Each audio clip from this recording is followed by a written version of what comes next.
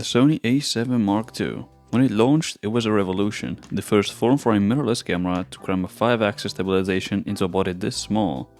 But it's been over a decade since its debut.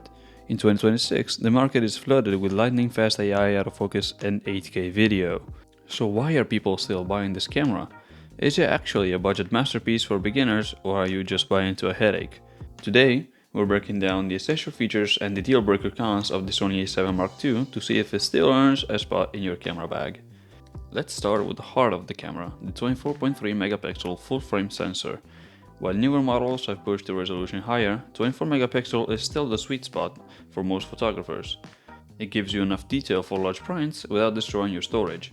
The image quality is still respectable, you get excellent dynamic range especially in the RAW files, and if you're a landscape photographer or you just love shooting portraits with camera bokeh, this sensor still punches way above its price point.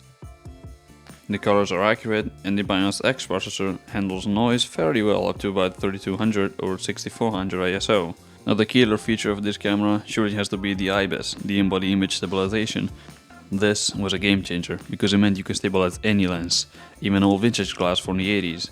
For stills, it's still pretty good. It lets you drop down the shutter speed to about a tenth or even a 15th of a second and still get some sharp shots handheld. However, a quick reality check for 2026, this IBIS is kind of old school.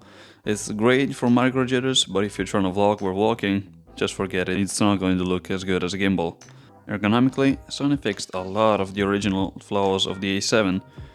The grip is much deeper and also a lot more comfortable, and the shutter button was moved to a much more natural position. It now feels like a real camera in your hand, not just a tech toy. Now we talk about the cons, because the A7 II is surely showing its age in a kind of a painful way. First of all, surely has to be the autofocus. It uses a hybrid system with 117 phase detection autofocus points. In 2014, that was impressive. Today, it's kinda sluggish. If you're shooting sports or birds or just erratic toddlers, you're gonna have a high miss rate. It lacks the real-time tracking and IAF for animals that we see in the A7 III or the A7 IV. Now the video limitations. You do not get 4K. You're capped at 1080p. While it still looks decent and you do indeed get S-Log2 for color grading, the lack of 4K and the noticeable rolling shutter makes this a tough sell for serious videographers. Now the batteries. It uses the old MPFW50 batteries. They are small and you'll be lucky if you even get a full day of shooting.